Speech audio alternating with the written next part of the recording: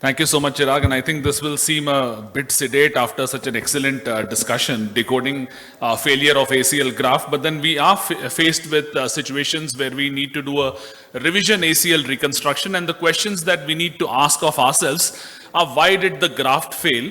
There are three broad factors, and there could be patient factors for failure, there could be surgeon factors, and sometimes it is just bad luck.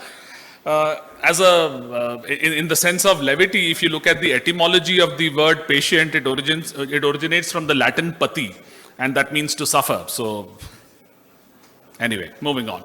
So patient factors, important patient factors like hyperlaxity, obesity, having a short stretcher just because these patients will not have adequate diameter hamstring graft, and a young level 1 athlete, particularly the male gender, mainly because their Tegner score remains to be very high.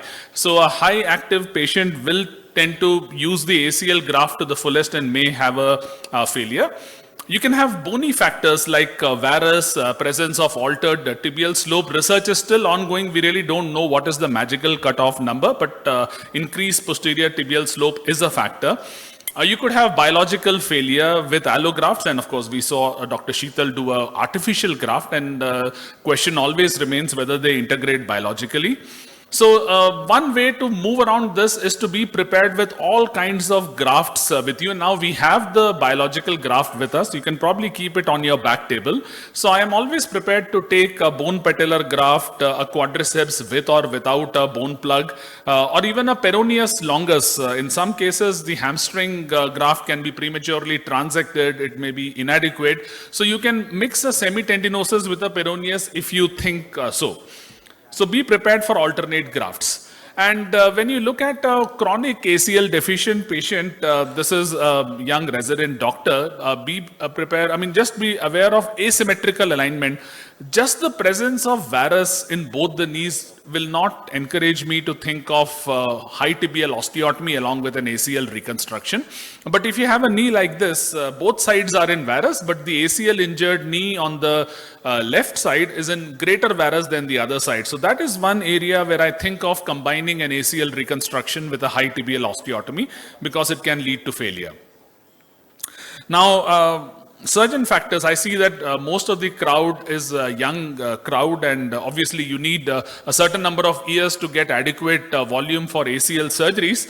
But this particular blog by Dr. Rob Leprard is very interesting to read, and this is a recent blog, and he says that even in a country like USA, most of ACL surgeries are performed by surgeons who do less than 10 ACL reconstructions in a year. So if you do less of something, you obviously will take a lot of time to become expert in it.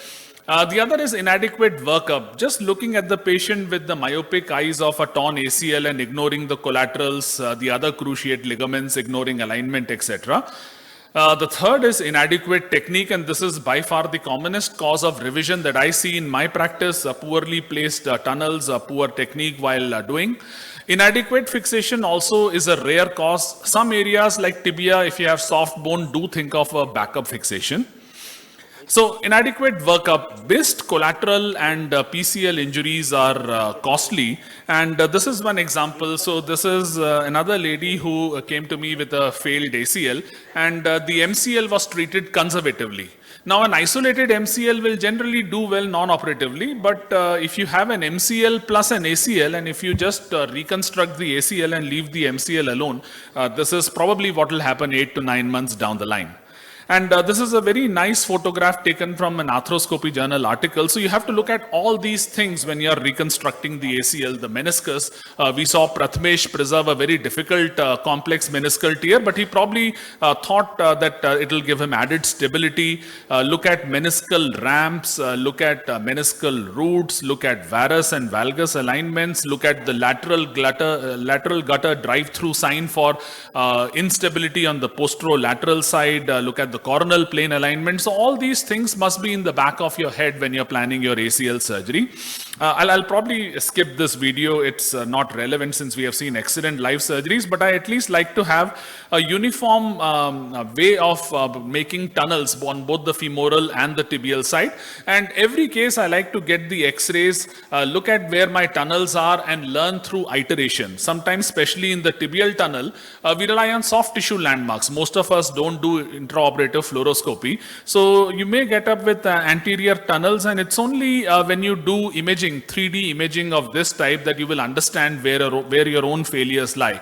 So I hope you appreciate that this is a very anteriorly made tibial tunnel and a very oddly directed femoral tunnel. This was a revision that I did.